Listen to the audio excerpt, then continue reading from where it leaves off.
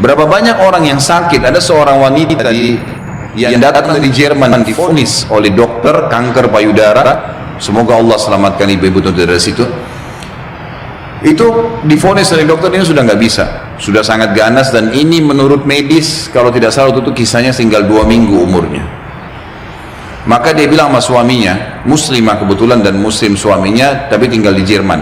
Dia bilang, saya ingin menghabiskan umur saya di Mekah aja. Ini sudah jelas dokter vonis 2 minggu, saya mau pergi ke sana.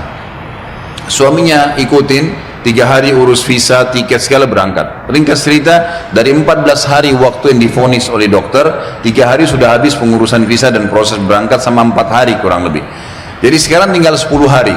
Mulai dia masuk Masjid Haram setelah umrah, perempuan ini sudah nggak ada keinginan makan, dia duduk nangis saja depan haram. Dia nangisnya sebenarnya itu bukan minta disembuhin, dia percaya sama dokter.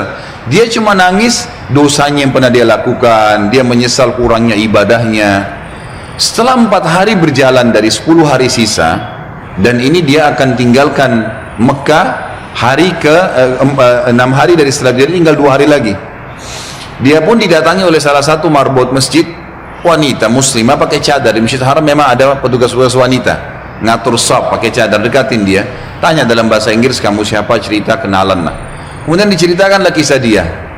Si muslimah marbot masjid ini yang umurnya masih sangat muda tersenyum lalu berkata, wahai saudariku, kenapa kau begitu yakin dengan vonis dokter?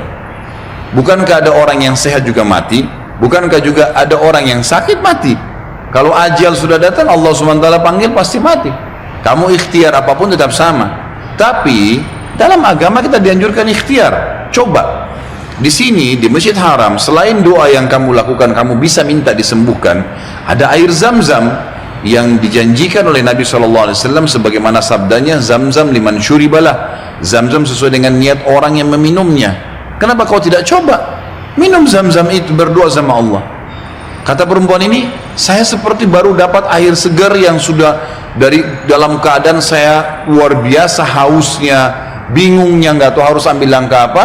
Dia bilang, baiklah kalau gitu. Dia bilang, mulai semenjak itu dia minta sama suaminya ditunda beberapa hari pemberangkatan sampai hari ke-13 lah dari 14 hari itu. Dia bilang, tiap hari saya cuma minum Zam-Zam, nggak makan, nggak minum yang lain, tiap hari sambil berdoa kepada Allah Subhanahu Wa Taala. Pasrah udah, apa yang terjadi sudah berdoa sama Allah. Hari ke-13 dari 14 hari itu dia pulang ke Jerman. Dari bandara langsung ke tempat dokter, telepon dokternya, dokternya sudah siapin ruangan ICU, mau dicek segala macam dan seterusnya. Begitu tiba di sana, dicek, difoto, dokternya kaget. Hilang semua, kanker itu hilang total, nggak ada sama sekali. Lalu kemudian dokternya didudukin dia sama suaminya, dia tanya, Anda ini selama 2 minggu kemana saja? Orang ini Nasrani, Katolik dokternya. Dan kebetulan dokter ini sudah lama mau masuk Islam. Hikmah-hikmah yang luar biasa terjadi. Maka dia mengatakan, dari mana Anda selama 2 minggu, berobat ke siapa, dokter siapa, obat apa yang diminum? Dia bilang, tidak ada, kami seorang muslim dan kami berangkat ke Mekah, saya minum air Zam-Zam gitu kan. Dan saya berdoa sama Tuhan saya untuk disembuhkan.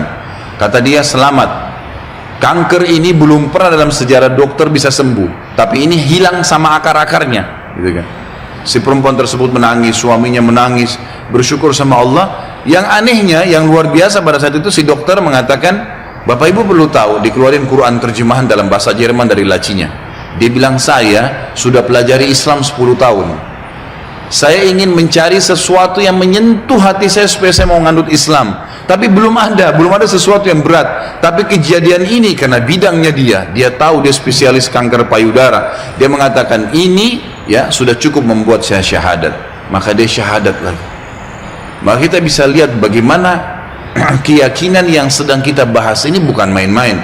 Ini cuma contoh sebagian kecil ya. Terlalu banyak contoh yang seperti ini, terlalu banyak keajaiban-keajaiban yang luar biasa. Mudah-mudahan pada saat terlintas kisah apa saya akan sebutkan nanti. Tapi seperti itulah ya yang bagian kecil daripada rububiyah yang sedang kita bahas. Ummi kam ahwaha ashtaqu li mar'aha wa ahinnu li alqa